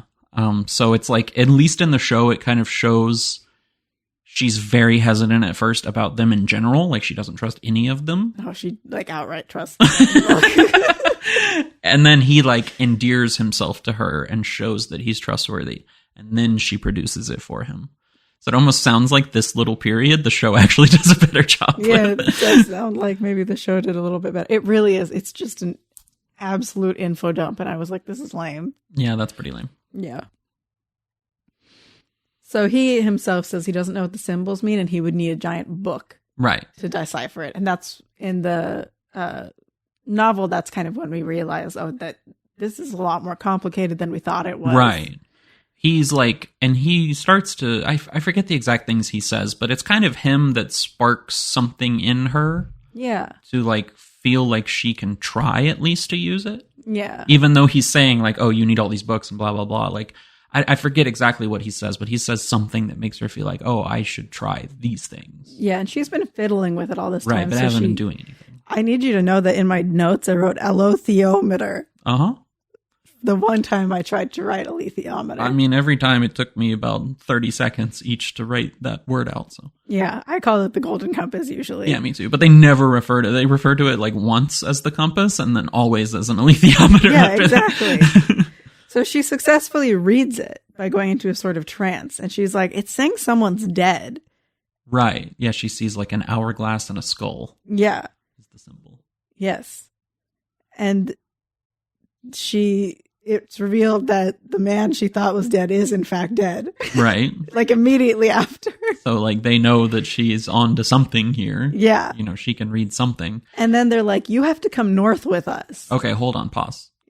The reading of the alethiometer is like one of the crucial pieces of this whole story, right? Yes. So how does it describe her doing it? You said she enters some sort of trance? Yeah, she's fiddling with these arrows. She goes into this kind of trance, just staring at it. I almost think of it like a meditative state where you let your mind go blank and you just stare at something. Mm-hmm. And then all of a sudden she's watching things and she's starting to piece together, well, it came to this one at this level, so it means this. And right. She's starting to figure things out, but there's still things she doesn't totally understand. But she's like, I think it's saying, like, I asked about this guy and I think it's saying he's dead. Right. Like she's not sure about what these meanings are. She's just kind of guessing because she doesn't know that she can read it. Exactly. At this point. But it is things just like, at one point it like points to a snake and she's like, oh, well, that means cunning, you know, stuff like that. Yeah. Or it's just kind of like symbology, you know. Yeah, that's whatever. exactly what it is. I don't know what all the levels mean. It never really delves into that in either of the screen adaptations. No, it's like, oh, they go into the third level of this, so it's not death, it's rebirth or something like that. That's right. not exactly, that's me using tarot as a example, but they talk about it a little bit, but not too deeply. It's more like she just can read it. Okay. See, this is one of the interesting points of difference between the film and the TV show.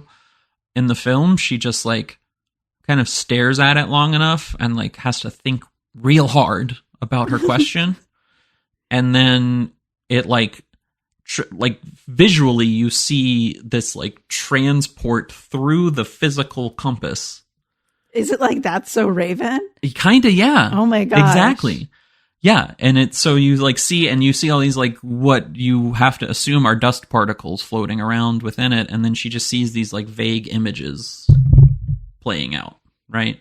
Mm-hmm. So it's just kind of like a very, I don't even know how to describe that. It's a weird interpretation of it. I feel it's That's So Raven. It is That's So Raven. That's what it is. That's So Lyra. That's so the golden compass. In the show, it's more like okay, I'm going to put in these symbols that I think are indicating the question I'm trying to ask, and then it's going to spit out an answer with more symbols. Yeah, that's how it Which works. seems more like, it's much more interesting to me instead of just like her going into this. When you said trance-like state, I was worried. No. Like the film actually got it right, but. No, it is. She is holding the question in her mind and just looking at it and watching the hands go from symbol to symbol. Right. Because there is like a almost supernatural quality or fantastical quality to the compass, right? Yeah, absolutely. Even the more grounded representation of it in the show, it's like, she says things like, oh, well, the compass, like, it only tells me what it wants me to know, or like, you know, it hides certain things from me still. She doesn't say that about it, but there is one where she was like, I feel like this compass is angry at me for asking the same question twice. It's a character all on its own. Yeah, and I like that it gave her a little bit of attitude. I thought that was pretty funny. So after she reads the alethiometer, they go and get on the boat to head north. Right. So she's with all the nomads. They're essentially, many of their children, like they specifically call out Billy Costa, but many of their kids have gone missing. Yeah. So they decide to all go north in search of them. Yeah, and that's one of those points where we touch on a little bit of like racism, where people don't really care about the poor kids and the nomads. No, who exactly. Are going yeah, missing. there was like definitely some classism, racism going on. Yeah, and that's why the nomads are taking it upon themselves to tackle this problem. Yeah, no one is helping them. Yeah, so while they're on the boat, Lyra goes above deck and she's like having the time of her life, and these little clockwork insects come out and they like beam right at her and they like catch one of them, and it turns out it's a spy for Mrs. Coulter. Spy fly. It's a spy fly. These are essentially hunter seekers from the Dune series. Okay. Yeah. All right. In the movie, it is implied that they're poisoned. Really? Yeah, like they're trying to kill her. Oh, no, Mrs. Coulter doesn't want to kill Lyra. Well, that's what I thought, but it was like a very strange thing. In the show, it's not like that at all. They're just trying to spy on her, figure out where she's at. Yeah. Yeah, in the show, or in the movie, it's like, these things are going to kill you. Oh my God. It's really strange. No. And they put it in a little tin and keep it. Right. Which comes up later. Yeah, it does come up later. Yeah, so they go along, they're on their journey. They finally reach Trollesund, which is kind of like a northern city. Something happened. Does something happen in between? They go to Lapland first and meet Dr. Lancelius. I don't know who that is. He's a guy who helps with the witches. Okay. And okay. So they just combine that. He's like the witch consul for the humans. Yeah. Yeah, so they just combine. He's in Trollesund in this show. Oh, okay. Yeah. And not found in the movie at all. Shocking. He's the one who tells them about Yorick, the armored bear, who will help them, supposedly. Which I really like that scene in the show, because they're like, they've talked, whatever, she's proven herself. She reads the alethiometer for him. Yeah. Does that happen to show that she has a connection with Seraphina, who's one of the witches? Oh, I didn't know that it was to show that she has a connection with. Well, not a connect, but like he uses it because they're interested in her services. Oh, yes. Father Coram has like he's asking for her by name for Seraphina. Yeah. As like a witch to help them on their quest. Yeah. Right. So he has her use the alethiometer to like identify this sprig of pine or something that is related to, there's one for each witch, and she has to identify which one. Anyway, that's how she proves that she knows what she's doing with it. Yeah. Right. And so that's kind of the turning point for him trusting them. Mm-hmm. But yeah, so there's a great scene where she finally is just like, what questions should we be asking you that we're not? Yeah. There's something really nice about that scene in the show. And that's when he reveals that, well, if it were me, I would be getting an armored bear. Yeah. Yeah, they do something very similar in the book. And he's like, yeah, go get the armored bear. They go find Yorick, and he says, I'll help you if you help me find my armor. Right. And then an aeronaut with a balloon is also there. Lee Scoresby. He kind of just, John Faw finds him while Lyra and Father Coram are talking to Yorick. So he's kind of just like, appears. Right. Yeah, he's just kind of around. And he's, in the show, I don't know if this is in the book, he's also trying to find Yorick. Is he? Yeah. Okay, no, that's They're not. like they were friends or partners or something from long ago. Yeah, they're friends in the book too, but he's not looking for him. That's why he's in Trollesund, is to try to find Yorick. Oh, okay. Fascinating character both in the movie and the show. In the movie, he's played by Sam Elliott. Is he Texan in the... Yes. Okay, good. I don't know that they ever say that specifically, but he's clearly a Texan. They really talk about how he's Texan. Yeah. Again, played by Sam Elliott. Yeah. So it's not really a secret at all there. So he's just very cowboy, you know. Yeah. Could not be any more different in the series. He's played by Lin-Manuel Miranda. Oh. Yeah. Okay. Fascinating. Yeah. Kind of works. Okay. I'm not even a big fan of him, you know. Right. He kind of gets on my nerves a little bit sometimes, but okay. He kind of works in the show. Yeah. Okay. Well, great. I imagine my surprise when they introduce him by being on his balloon singing to himself. I am shocked. So this comes one of my favorite scenes in the whole book, probably the whole series, in which Lyra tells Yorick where to find his armor. Yorick rises to his full height, looks at the horizon, says he promised his master that he would work until sunset. Not the master, but his master. Mm-hmm. And Lyra replies that the sun has set from where she can see. And Yorick says he owes her a great debt and storms off to go get his armor and nearly kills a guy. Really? But he does get his armor in the process. Oh, interesting. Okay. So that's how that goes? He just goes and gets it? Yeah, because she uses the alethiometer to tell where so she does is. Do that and finds out, and because in the both versions of the adaptations, she kind of has to convince him a little bit. He's kind of resigned to his fate as like a worker, doesn't know where his armor is, so he's kind of just like, this is what I do. He does like put up the like, well, here's another obstacle, or here's another obstacle, but he's like, okay, if you find my armor, and then she's like, I know where your armor is, and he's like, well, fuck everything, right? Because it's so they describe. Okay, so we kind of skipped over. This is not just a bear with armor on it. No. This is like a race of creatures. Yes. Essentially. And they can speak. Panzerbjorn. Panzerbjorn. That's how you pronounce it. Right. So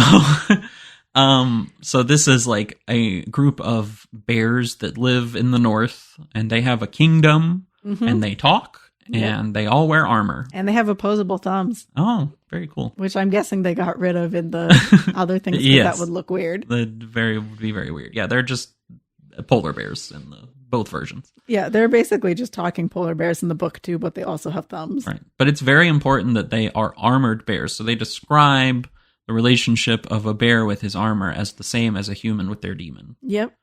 Which is not quite the same because they're not like spiritually linked, but it's just to prove the point that it's very important to these bears that they have their armor. So he has literally been living like a half life without his armor. Yeah.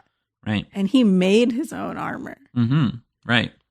So these are, they're a proud people, these bears, right? They're very, they have kind of this, it's a warrior-like culture, you would say. Yeah.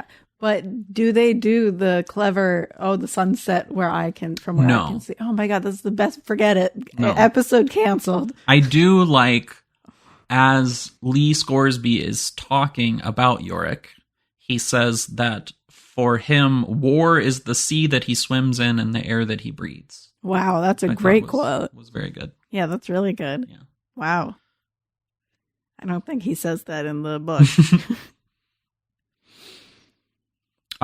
So they, in both of the film adaptation, the film and the show, they kind of help him go retrieve his armor. Yeah, no, he just barrels into this priest's house and takes it. There's a little bit of murder that occurs. Does he murder people? Yeah. He doesn't actually successfully kill anyone in the book. There's one guy he's about to kill, and Lyra's like, you owe me a debt, don't kill him. And he's like, cool. So basically from this point, like the whole band is together. They they get Yorick to come with them. They hire Lee Scoresby to help them, and they all go on their merry way. The D&D campaign begins. Yes, exactly. Yeah, so they set off north from on their dog sledges, and it is called a sledge apparently. Okay. And Pan has a suspicion that something like a monkey is following them. I wonder what that could be. Yeah, so for the sake of brevity and time getting on, we probably need to just hit major points at this point. Again, there's like this whole secondary storyline happening that ends up becoming like, by the last couple episodes of the show, it's like half the episode.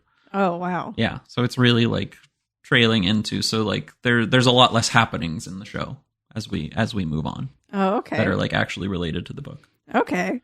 Well, Lyra reads the alethiometer and learns about a village that's being haunted. Right, they're on their way, and she like feels this kind of call to read the alethiometer, and it points her in this direction that she doesn't know why, but she knows she needs to go there. Yes, and they find a child without a demon. Right. And that is what is haunting this village. She takes him away. He's looking for his ratter, and unfortunately the child dies soon after. So this is just a child. Yeah. So in both the show and the movie, it is Billy Costa. Really? Yeah. No, this is Tony something. Okay, interesting. I kind of like it being Billy. Do you? Yeah. I think it makes more sense. It's a different guy. I think Billy gets to live.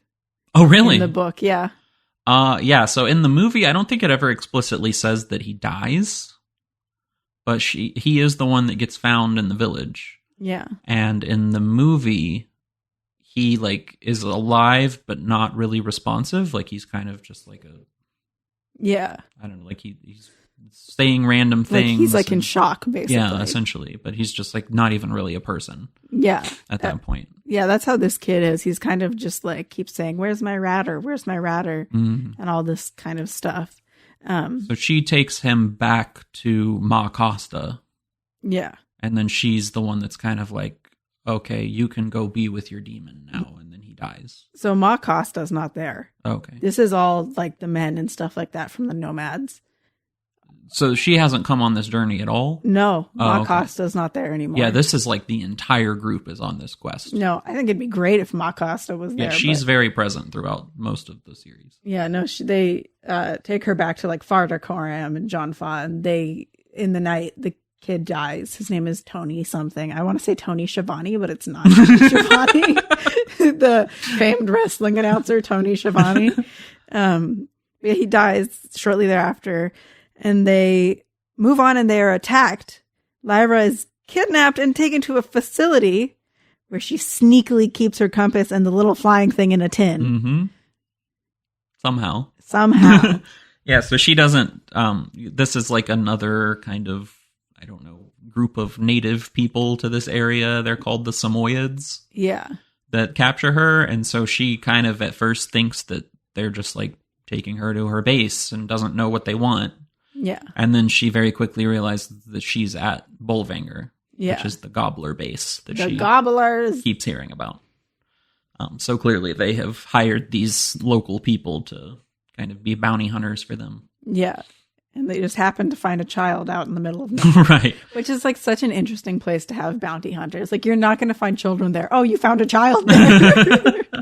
A little strange, but I mean, they're also... So we don't know this at this point, but we later find out that a child has escaped from the facility. And I think that's probably why they have these people out searching for kids. Oh, okay. Because the kid that's found, it's Billy Costa in the show. Yeah. Whatever. But yeah, it's because this child, after intercision, yeah, escaped from the facility. Yeah. Okay, yeah. So then they have a fire drill. And I'm just clipping right along. Yeah, sure. Does she find anyone of importance there yet? She finds Billy Costa and Roger. Okay. And during a fire drill, she sneaks off with the two of them. And with the help of Seraphina's demon, which, by the way, witches' demons can separate from witches. Yes. There's very small groups of people that can actually happen. That's why I assumed that it was going to be like, oh, Coulter is a witch. Nope. Or something. No explanation. No. So she's like the only other one that can do it besides a witch. I don't think I don't think the monkey can go as far as Seraphina. No, maybe not. Because they can go like anywhere. Yeah, exactly. So they open this room and they see these demons without their humans, and they're like disgusted by it's like seeing half of a person. It's really sad. Yeah. And so they release all of them. They hurry back to the other children and they see Mrs. Coulter arriving via Zeppelin. Do they also find the children? No. Okay. That's why I assume that they just kind of discard the kids. Yeah. In the show, they find them in a room. Yeah, no, they don't find the They're children. all just kind of sitting there staring at a wall. They only find... No, they do find the kids. I'm sorry. Yeah, they do find the kids, and they're all just kind of like, whoa. Yeah. Or they find some kids and some demons or something like that. Sure. But that's more or less what happens in the show and the movie. Yeah. Yeah, and then Coulter arrives. She's kind of just checking in to see how the research is going. Yeah. So, this is where we start to find the details of what they're doing. Mm-hmm. So the gobblers essentially are kidnapping children to take to this base so that they can research a process called intercision. Which is cutting the demon away from the child. Right, in a way that doesn't immediately kill both of them. Well, they're trying to do it in a way that doesn't immediately kill both Right. of them. And they've somehow succeeded with some children. Meaning that there's a process where, if you just killed a child or killed the demon, the other would die, right, in the normal world. Yeah. But they have somehow figured out this machine that can separate them without either of them dying immediately. Yeah, exactly. But they're basically dead because, again, they have severed their soul from their body. Yeah, exactly. They're just these, it's like they're in shock, basically. Right. Lyra gets up to more mischief. Mm-hmm. Always. She's always getting into mischief. And she spreads the word to the children that they should run away during the next fire drill. And she crawls up into the ceiling where she hides a bunch of her clothing and the alethiometer. And she keeps the tin with her. Yes. Notably. And she gets caught by two guys. She originally overhears a conversation with Mrs. Coulter and some of the workers. Mrs. Coulter leaves. She sneezes or something. And they catch her and they drag her down. And they're going to take her to the room to be cut because they want to silence her. They're like, no, she's seen too much. We have to keep her that's quiet. the motivation for that. Yeah. Interesting. So they take her to the room to be cut. But before they intercise her, Mrs. Coulter arrives just in time and stops it. Oh, okay. In the show, it's kind of interesting because she arrives, they feel like their progress is not enough to make her happy. Mm-hmm. Like she's still going to be upset that they haven't figured out this without, causing the results that it's been causing. Yeah. And so she's like, well, I need you to demonstrate it for me. She wants a demonstration the next morning. Right. But so they end up choosing Lyra to be the one that they demonstrate with. Oh, okay. That's how it goes in the show. She's going by the name Lizzie, I believe. Yeah, Lizzie Brooks. Do they actually put her in the machine? They put her in the machine, everything. They start the process.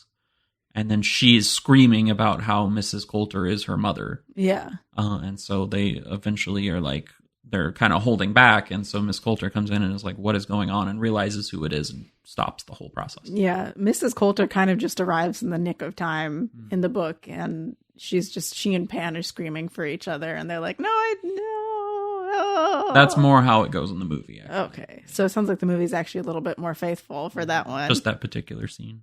Yeah, that's the only thing that's more faithful. Yeah. It's the same. It's faithful for. Yeah, so she basically brings her back from that and, kind of is like, you can stay with me here. I'm not going to let anyone hurt you. Yeah. This kind of thing. And then Lyra is obviously like, so you won't let them hurt me, but you'll let them hurt everyone else. Yeah. Kind of thing. Like, what makes me so special about it? Absolutely. And this is when the monkey is chittering and Miss Coulter is like, soothing her, whatever. Right, because she's trying to be this very motherly figure. Yes, at this point, exactly. And trying to soothe her and all the stuff. When she finally says, oh dear, I think you have something that I should keep safe for you. Mm-hmm. She finds the tin on Lyra, opens it, and the bug attacks her face. Yeah. And Lyra runs out, pulls the fire alarm, and burns down the building. Yeah. She just straight goes after it. Yeah, she throws flour in the air in the kitchen and turns on all the burners. Is that what happens? Yeah. Oh my god! Yeah, in the both the movie and the show, she just kind of she had heard of a way that would cause disruption with the machine for intercision. Oh, and so she does that and causes it to explode, and then there's just general chaos ensues. That's pretty cool. Yeah, I like that. So the kids run. They make a break for it. All of the kids run. Yeah. They've all gotten this fire drill cue, whatever, and they're running. They manage to escape, and she and Roger end up separated with everyone, separated from all the other kids, the nomads and everything, they're on their own. But Lee Scoresby and old Yorick come to the rescue, and they get them in the balloon. They fly north. So it's just them that shows up. Yeah. Okay.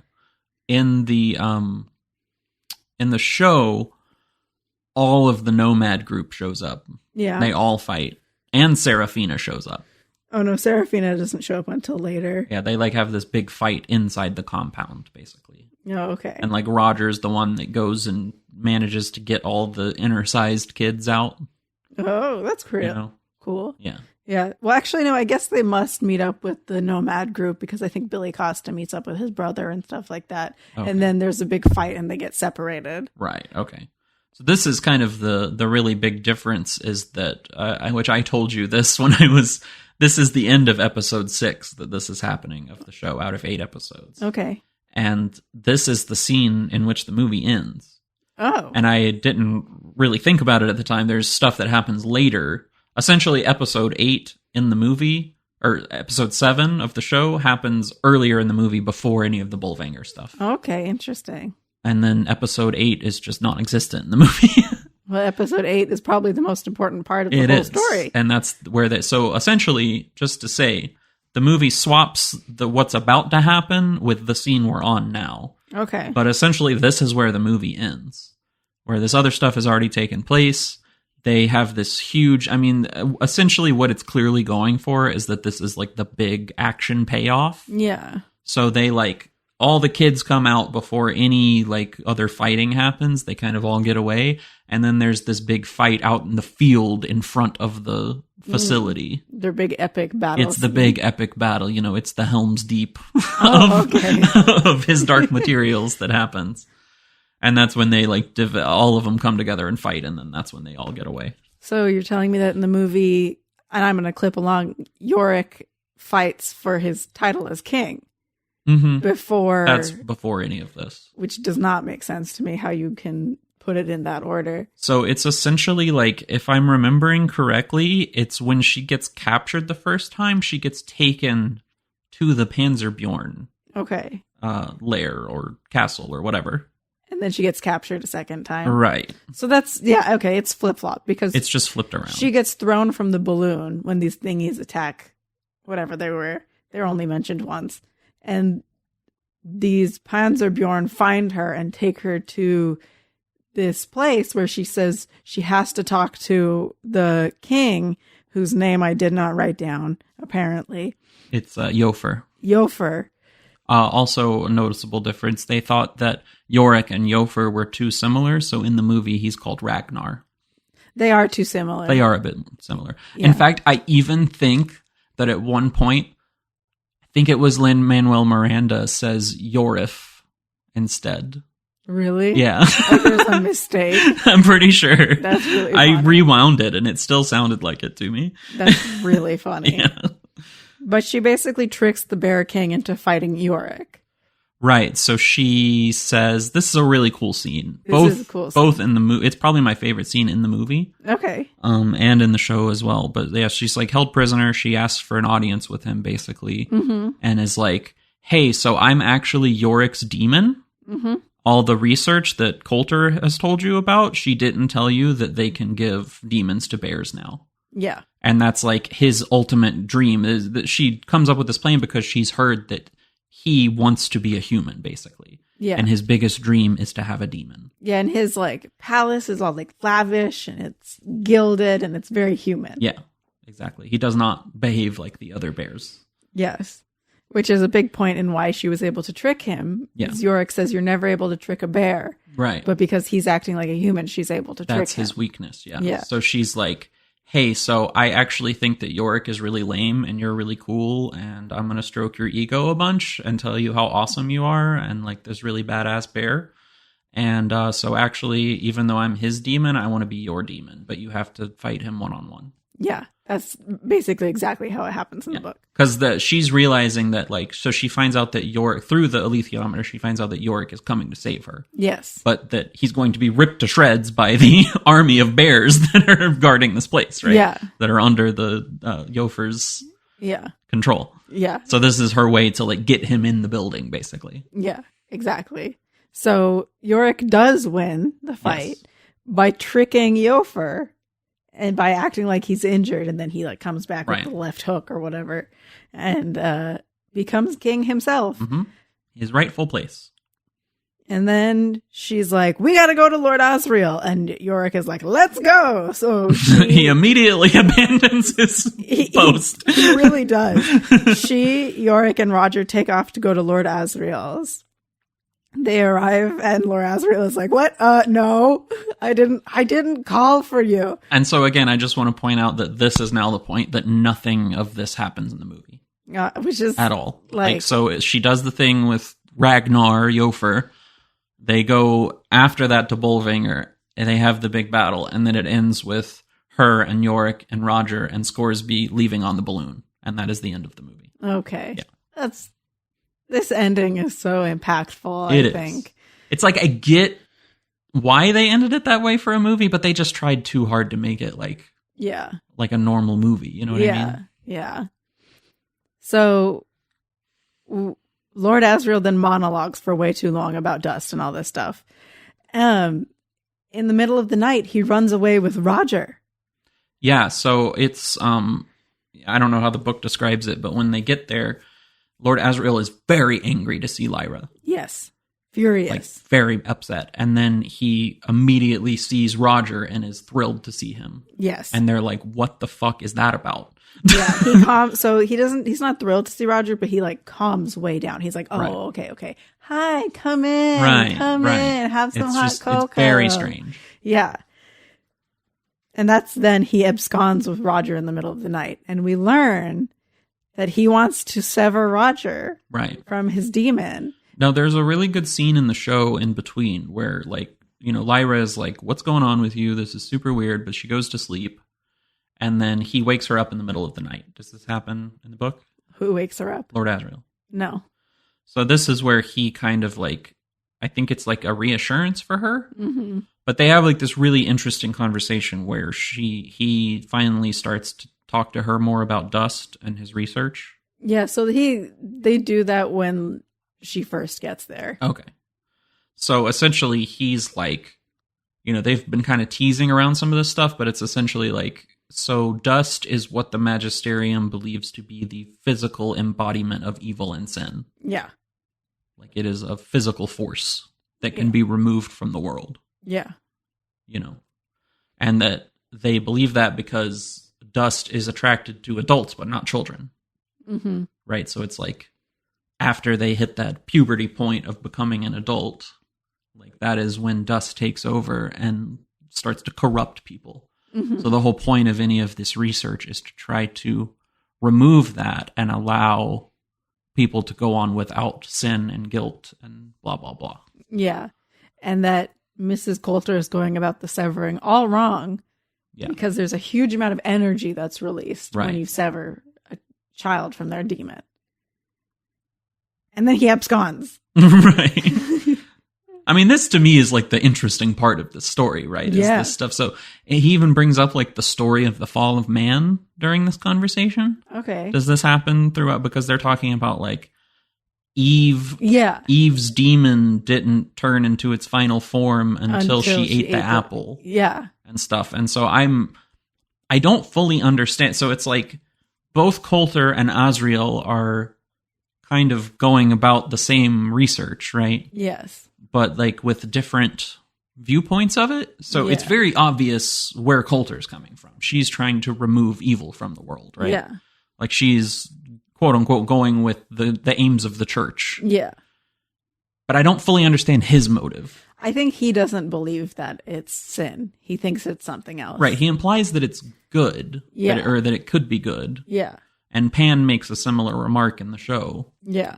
Towards the end. But it's like, I don't know. I'm wondering if you got any more insight in terms of like how he feels like it relates to the fall of man.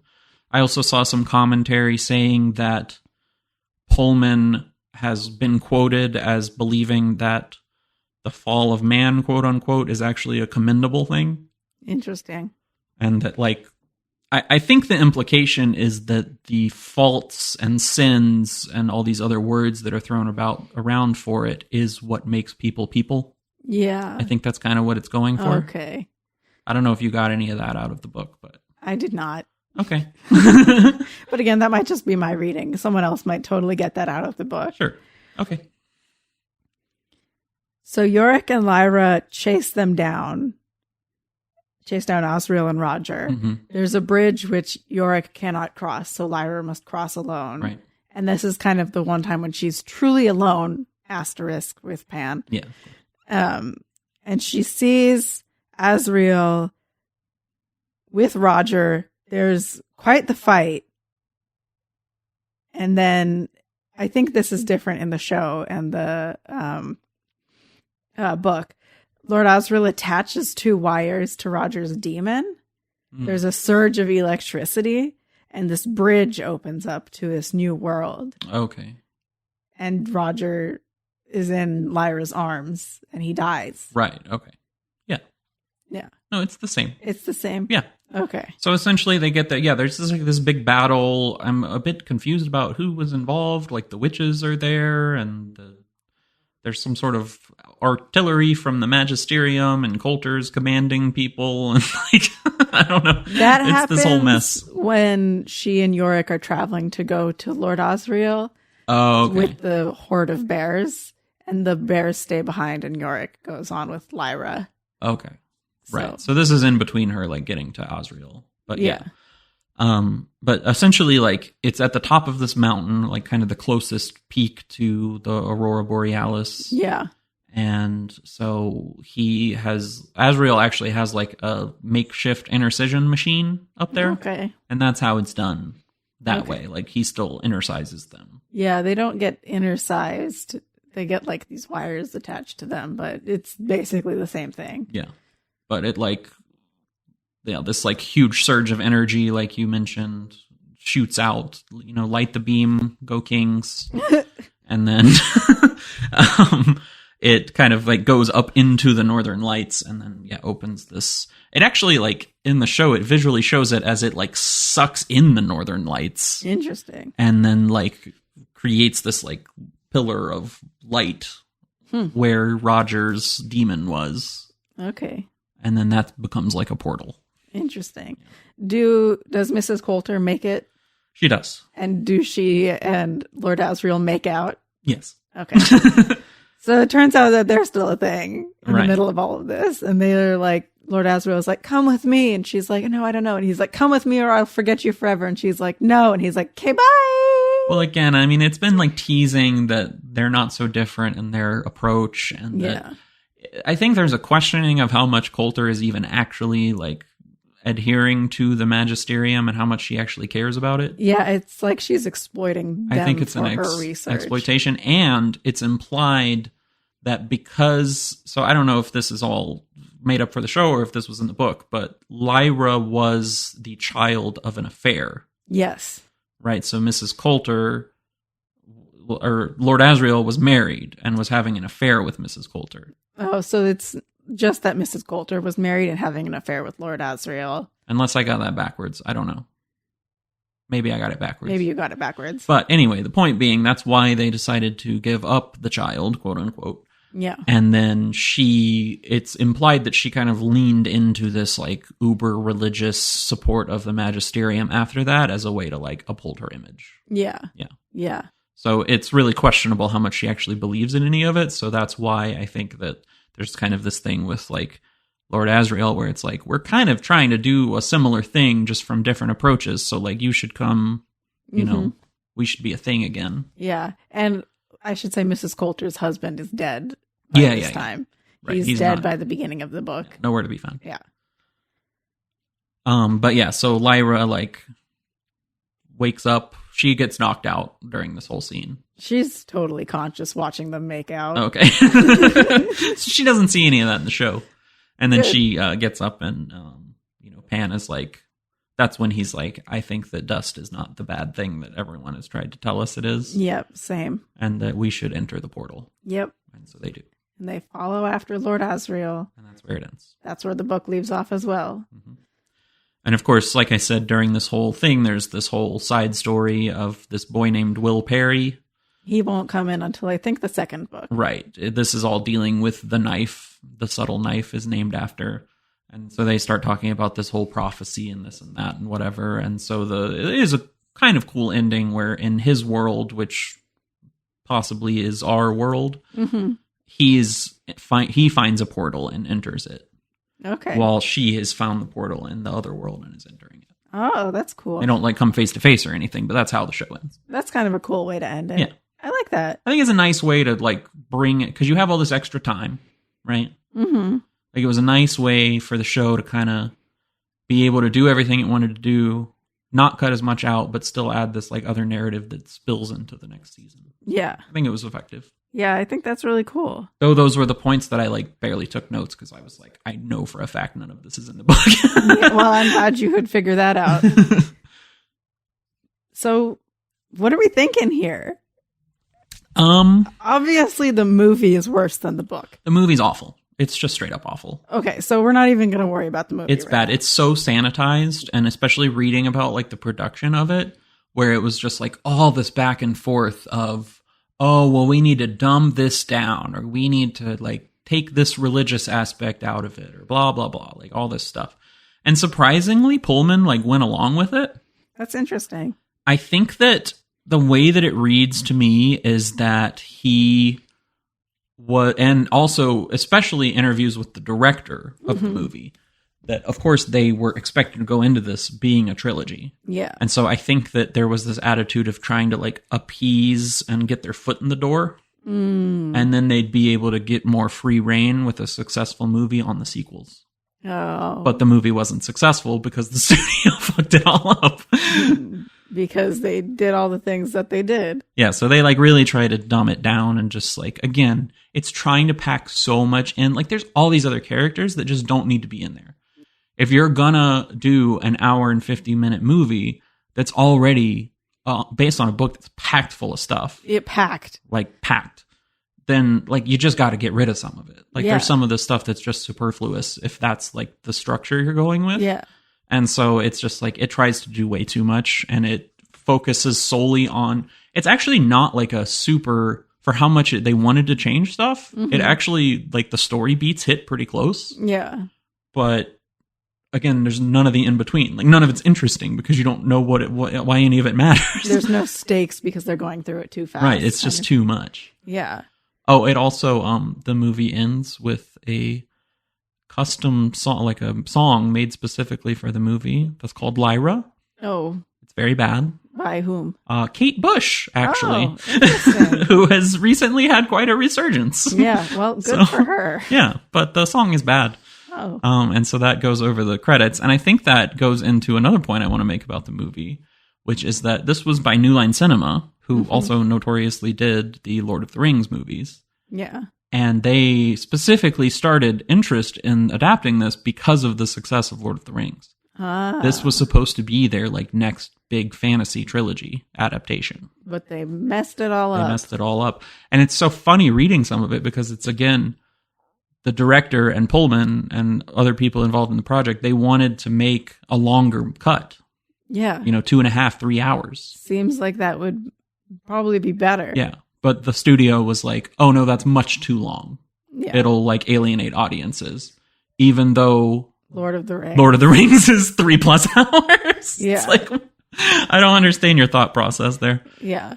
Studios are constantly just an absolute amazement to me. They're infuriating sometimes. I don't get it. It's like they don't actually look. They have operated for decades under the assumptions of audiences that have been proven wrong over and over and over and over again, and they still don't learn anything. Yeah, I don't know. It's really funny. I don't know. It's ridiculous. Anyway, yeah, the movie's like a 2 out of 5 for me. It's awful. Oh dear. Okay. But what about the show? It sounds like the show is not only faithful, but it adds some new layers that are kind of service. The show does a great job. I don't think it's like phenomenal or anything. Okay. But it's a really good show. It builds so much more character depth. Like you really get to know these characters, which is really nice. Yeah. It shows a lot of how they think and act and motivations and relationships with each other. it's just really good, and it works better for me. You know, I don't know that that's a fair comparison because of the 12 years of difference in between them. CGI's come a long way. It just looks more realistic, even though it's a bunch of CGI bears. That's fair. You know, but it's still just like the way they go about it is better. And I like the demons more. They seem more like real animals, but like with personality. Yeah. But again, I was kind of disappointed that like the whole demons, like where they fit into the story, just kind of fell by the wayside. I feel like the more that it went on, they just were like kind of there. They're just like companions. Yeah, like a dog. Exactly. And like, don't get me wrong, I love my dog, but you know, I don't feel his soul. They, yeah, I don't know. Like they just weren't explored the way that I thought that they could be. That's too bad. Which was a little, yeah. Like they were used more as a plot device or like a way to use that inner monologue. But instead of inner monologue, they just bounce it off the demon. Yeah. Which like, fine, that's a good way to go about it with what you have, but that shouldn't be the only use of them. Yeah. You know? So maybe it sounds like the book's a little bit better. I think that probably the book is a little bit better. I do think that it's like a really worthwhile adaptation, the show. I think I'll watch it. Yeah, and I'm probably going to continue watching. Like, I'm definitely invested. Okay. To watch the next 2 seasons. Good. But, yeah, just like so much better world building and all this stuff. And it doesn't feel like it's like rushing between points. Like it has that time to breathe that's so important. Yeah. And gives it like some actual, not only that, but you're actually like able to think about themes. Yeah. You know, like in a way that you just can't in the movie. Yeah. You know, like I really enjoyed thinking about some of this and like how much it is anti-religious or not, or, you know, kind of, I liked the kind of metaphor of, you know, the innocence of childhood and stuff that's going into it. It's clearly a big part of it. Yeah. Where it's like naive to try to preserve that innocence.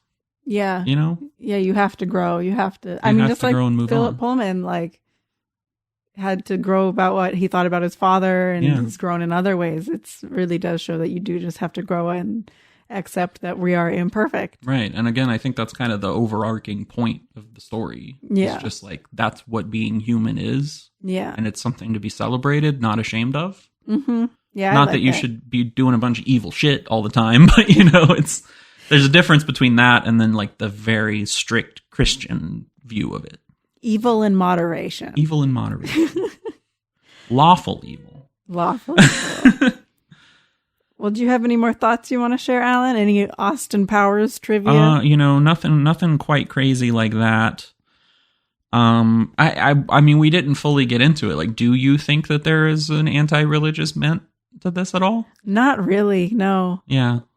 Okay. I really don't. It's I went back and forth a little bit. Like I feel like it's more a criticism of organized religion than religion itself. Like authority is what I was. Yeah, authoritarianism. Yeah, it's not Christofascism, maybe. Yeah, exactly. Which is unfortunately related to happenings in our real world. Oh boy. But yeah, no, I didn't get this anti-religious bent that some people saw. I'm again not religious, so I probably wouldn't pick up on it, but it just, to me, it feels like a challenging authority, not challenging the church or their beliefs, but this overwhelming power they have and are seeking to expand. Right. So that's what I viewed it as. And this fear that they're not willing to face and adapt to. They're just afraid of something, so therefore it is bad. Rather than, well, let's look into this. Let's be curious. It's also encouraging curiosity. Yes, that it's not a bad thing to be curious. Yeah. Yeah. There's no such thing as heretical thought. Yeah, exactly. You know? Yeah, no, I think that's ultimately it. My only counterpoint to that is that I think that based on some interviews he did, that Phillip Pullman was maybe a little jealous of the attention that Harry Potter got by religious types. Yeah, maybe. So he was quoted as saying that he doesn't understand why everyone comes for Harry Potter instead of him. Yeah. Because his books are, quote, about killing God. Yep. He did, in fact, say that. I saw that, too. That would maybe be my only counterpoint to being like, maybe he did want to stir up some controversy. I would love it if he was like, I'm going to write this book just to stir up controversy. Yeah, it's interesting, but...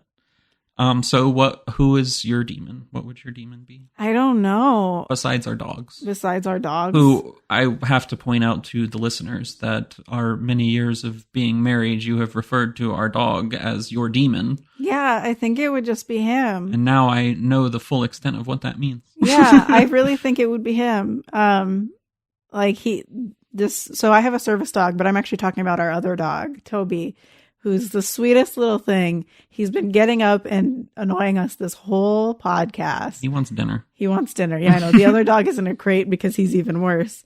But he always vibes with me, and he always is sympathetic with me. And I really think it would be him. I don't think I can pick an animal or anything like that. I think it's Toby. Yeah, because even your service dog is like, he doesn't always match your energy. No, you know? he's very useful, but he's providing a service. But Toby is like, he's excited when you're excited. He's calm when you're calm. Yeah. He's sleepy when you're sleepy. Exactly. He knows when you're awake.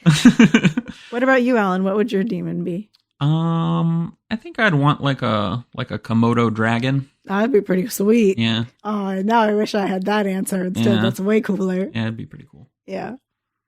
That's sick. Like, they're pretty chill, but they're also vicious. Yeah. And they're like super deadly because their mouths are disgusting. Oh, yeah. Yeah. Yeah, it'd be dope. That's really cool. I like it. Thank you. Well, I think that about sums up our thoughts. Yeah, I don't have anything else, I don't think. There's a lot here. And, apologies for the very long episode here. We've been doing pretty good, I think. Yeah, we've been trying to get through this quickly for you guys. We've been hitting that hour 20 mark a lot. This is probably the longest since our first episode, so yeah, I think it's okay. Before we sign off, Alan, It's time for a tagline quiz. Very notoriously good at. This one you're not going to get because why are you? No, it's because I frankly think it's hilarious that this is one of the taglines. Oh, okay. So that. Well, can you give me? You said one of the taglines. So does that mean I get the funny one and a better one? No, I only have the one tagline in front of me. I think you need to get the other one. Nope, this is the one you get. Look, I'm just saying, you've been very mean to you. I know that, like, that is one that you've brought up to me before, but, like, the fact that you did The Wild Women of Wongo as one of these, which is a movie that has been seen by, like, 5 people. This one's not as mean as that. I think once I give you some hints, you'll be able to figure this one out. Let's hear it. The tagline is, "The picture they were born for." So think of 2 actors who have a lot of chemistry.